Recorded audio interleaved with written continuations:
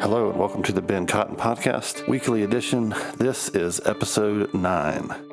And here I am again talking about an enormous and complex topic, trying to do it in about 15 minutes. There's no way I can get down into the finer points, but that's not really the purpose of this podcast in general. I just want to give you short thoughts to kind of encourage you along the way. And today I want to talk about this latest school shooting in Florida just this past week. I'm going to do it without talking about gun control, believe it or not. I'm not going to talk about it. I'm going to talk about why I'm not going to talk about it. But either for or against it, we're not going there, because I actually don't think it's helpful. Because really, okay, we're Christians.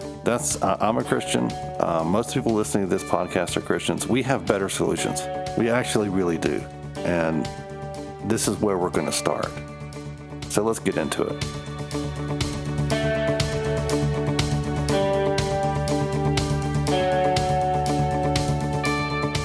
So if you're living under a rock and you don't know what I'm talking about, latest school shooting in Parkland, Florida, here are the details from the New York Times.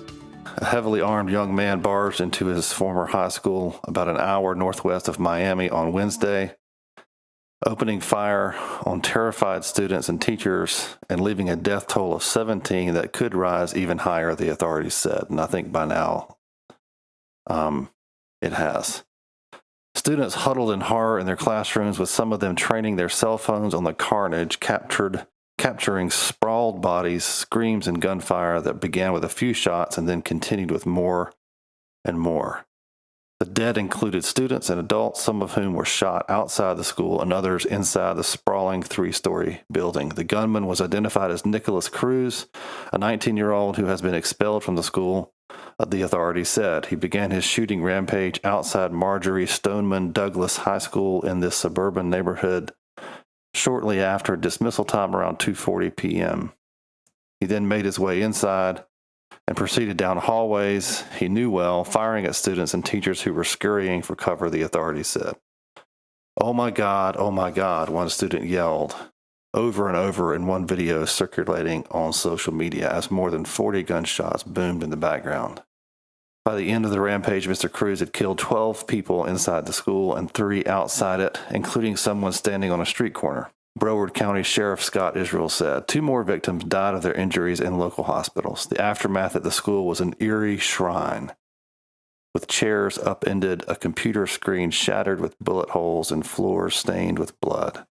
On Thursday, the authorities charged Mr. Cruz with 17 counts of premeditated murder.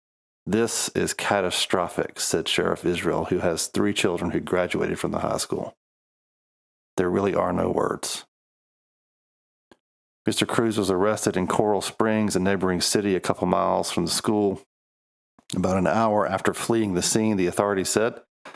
He had slipped out of the building by mixing in with crowds of students. In addition to the rifles, Sheriff Israel said Mr. Cruz had countless magazines. The gunman had clearly prepared for the attack, says Senator Bill Nelson of Florida in an interview after speaking to the FBI. The shooter wore a gas mask, had smoke grenades, and set off the fire alarm so the kids would come out of the classroom, said Mr. Nelson, citing details he learned from the FBI. Several students said they found it strange to hear the alarm because they had already had a fire drill earlier in the day. It's horrible. I mean, it's just a horrible tragedy. And what's horrible about it is that this is happening so often that we almost don't feel the horror anymore. So this is going to sound obvious, maybe to the point of being ridiculous, but as I started off the podcast saying, we're Christians, right? We should learn to think like Christians. And I would think that would be obvious, but what I'm seeing around me is a lot of people, Christians, not actually thinking like Christians should think. For some reason in these moments, whether it's this recent shooting or other tragedies, other acts of violence that we see around us, and not just acts of violence, it's pervasive with all societal problems.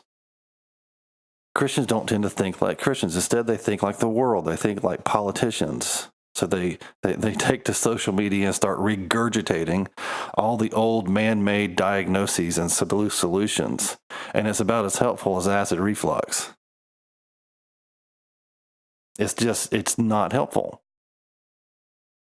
Debates over mental illness, gun regulation, or deregulation completely miss the root causes of the violence we're seeing. We use words like mental illness, as most people anyway use those words as kind of a junk drawer that really just means like people that are crazy, unlike me. It becomes a special category for a human being that allows them to live separately and exist separately from anything that has any connection to me. I have nothing in common with that guy. All the while we're ignoring the truth, because the truth is actually more frightening than an AR-15 is. The truth of the reality of what motivates people to do things like this is far more frightening than dealing with the complexities of gun laws or mental illness or education or socioeconomic status or parenting or all of these things. The truth is far more frightening. So here's a crazy idea. Crazy idea. What if we tried to see what God says? What if we actually ask? Because he might actually have some thoughts. He actually might know what the problem is. So here's just one verse that comes to mind. Ecclesiastes 9:3. It's a good one. It says, "The hearts of the children of man are full of evil, and madness is in their hearts while they live, and after that they go to the dead." The hearts of the children of man are full of evil and madness. That's the children of man. That's everybody. That's everyone is full of wickedness and madness. Not just a handful of crazy people with access to expensive rifles. Not just the marginalized in our society. The monster is in all of us. The monster that was in that killer is also the monster that's in me. I have the same monster in common with that man. That is the frightening, disturbing reality of the world we live in. It's pretty interesting to look at what these mass murderers actually say. Most of them, not all of them, but most of them either write down or record or tell people why they're going to do what they're going to do before they do it. Not all of them, but most of them do. And I think, when you look at it, there's a disturbing, chilling level of consistency. They're almost always weak, ineffectual, emasculated young men. And these acts of violence, especially like just the story I just read in the Miami story, is this was not a fit of rage. This was not a man out of control. This was not a guy that just snapped one day, grabbed his musket, and started shooting. It's a calculated, thoughtful, intentional, reasoned act of murderous violence. Pre-planned, pre-considered, fully self-justified. These are almost always weak and emasculated young men who have fully integrated themselves into an identity of victimhood. And that broken identity makes a way for a kind of wicked quest for what they consider to be righteous justice. They think what they're doing is not just wrong, but they're going to do it anyway. They think what they're doing is right, and everyone else is wrong for thinking they're right to do it. Sometimes they express a really weird, like chilling kind of false compassion. They are ridding the world of an infection. They're defending themselves and others against what they consider to be a kind of tyranny. They want all people or a specific group of people gone because the world would be a better place without them. Those people have lost their reason to exist. Therefore, what the killer is doing doesn't seem wrong to him. It's simultaneously arrogant and weak all at the same time. These are not snarling, raging dragon monsters charging thoughtlessly into madness. They are weak, emasculated young beta males. And so then I think demonic forces love to step through that door and provide some inspiration, right? A little push of motivation, some small opportunities to act out your plans as a test to see if it feels as good as you think it will until you have the courage to plan and execute the master plan. I mean, all of these guys, almost without exception, tried things first. They had the thoughts and the ideas and they begin to test them out and try them on smaller scales where there's low risk until eventually they get the courage to formulate a master plan and execute it. It's remarkably consistent from killer to killer. And this dynamic of the human soul is all too familiar to most people. And that's what's scary about the whole thing. Most people understand the temptation to take on an identity of victimhood, that I am a victim. I was not just victimized, that's who I am. I'm a victim. And your identity gets absorbed into that. Most people understand the idea of having resentment against groups of people that really is about one person, but that you have resentment against people. How many people have we met that say they hate Christians because they had a couple of really terrible experiences with Christians and they have built up resentment against the whole group? This is human nature. By the way, Christians do that to each other and to non-Christians also. This dynamic of the human soul is really very familiar to us. It's disturbing to realize that you can actually understand and maybe even horror of horrors relate to someone that did something like this. That's why it's frightening to read their manifestos and things after they're gone or in prison. And so what we do instead, because that's too scary, is we say, it's just mental illness. We need to have better mental health services. Or we need to deal with the gun problem. Or education. Or maybe it's just racism. And we slap these broad junk drawer labels on the problem, and then we walk away and shrug our shoulders and expect the government to fix it. We want anything to be the problem except for the human heart, because if the human heart is the problem, then that same problem is in us. The monster in you is the monster in me. But then we come back to Ecclesiastes 9:3, right? The hearts of the children of man are full of evil. The children of man are full of evil, and madness, that's insanity, is in their hearts while they live. And after that, they go to the dead. And I'm not saying there's no such thing as mental illness. I'm saying be careful. You don't use that word as a junk drawer, that it dismisses the possibility that there's a deeper, more scary, more frightening thing going on here. Because that's not what Christians do. And this is not how Christians think. Because we are told very clearly what the root causes are of all of these things. And it's the heart of man is wicked. So what do we do about this? When we're talking about solutions, I think it's one of my big frustrations at times like this is as soon as someone starts talking about solutions, they get very simplistic. And it's just another avoidance tactic.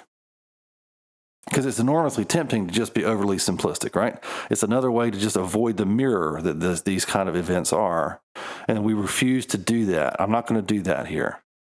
I'm not going to be simplistic, but I do know where to start. I don't know what to do about society's problems. What kind of podcast do you think this is? But I know where to start. I know that all of the solutions are found in Jesus. And that's not simplistic, because the application of that is not easy and it's not simple. Jesus always seems to start with me and my personal responsibility, right? Isn't that what he does? You go and say, society's broken, fix it. And he points at you and says, let's talk about you, because I'm going to make you the answer.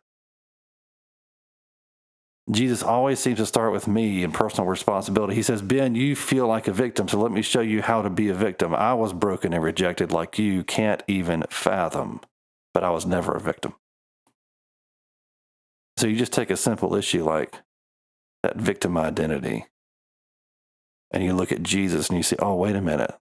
Here's the guy who had all the power in the universe, who was the only one worthy of not being rejected, and he was rejected and to the point of death, yet he never became a victim. And you go, wow, I need to get to know this Jesus, because how do you do that? Jesus defines for me what a man is and what a man isn't. Jesus was perfectly strong and perfectly gentle. So the answer to what is a man is found in Jesus. Jesus takes my heart, right? It's full of wickedness and madness, just like yours. and he transforms it to beat differently. The wickedness is replaced with his righteousness. His clean heart becomes my heart. The madness is replaced with the mind of Christ. And then Jesus says, now take that light that I've put in you and pass it on. And it's in the passing on of the light of Christ that the world is actually changed. It's a phenomenal, simple, but hard to do plan. The wickedness flees and the madness is driven out as the light that he's put in us, the transformation that's happened in our heart, the wickedness that's been removed, the madness that's been removed and replaced by the heart of Jesus is then duplicated through us and the people around us, one person at a time. So it's really too much for me, honestly, to try to fix quote unquote society. It's society, man. That's an unreachable, unfathomable, untouchable goal. It's why your arguments on Facebook, by the way, about these things are so disheartening and so unsatisfying. Even if you win the argument, it's unsatisfying because you haven't solved anything.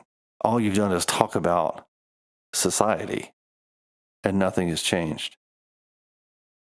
But I can work on my relationship with Jesus, right? And I can become a maker of disciples by sharing the light that he's given me. I am convinced that we actually have no idea how powerful a weapon that is in changing the world. You have no idea how many school shootings, for example, your life has prevented. You have no idea. And this is God's master plan for changing the world. So let's get back to it, right? Stop wasting your passions on silly things, to be honest with you, that just don't work. It's silly. Stop thinking like a Christian on Sunday and then thinking like the world on Monday. Approach these things like a Christian approaches them. Ask God what he says about these things. And what he's going to say is he's going to start with you. He's going to point at you and say, draw closer to me. Draw near to me. Let me change your heart. Let me be the one that defines you. And then he's going to point you to other people and say, now share it. Become a disciple maker. Rescue the world, one person at a time. This is how the world changed. This is how Christianity moved from the Middle East to the United States and around the world.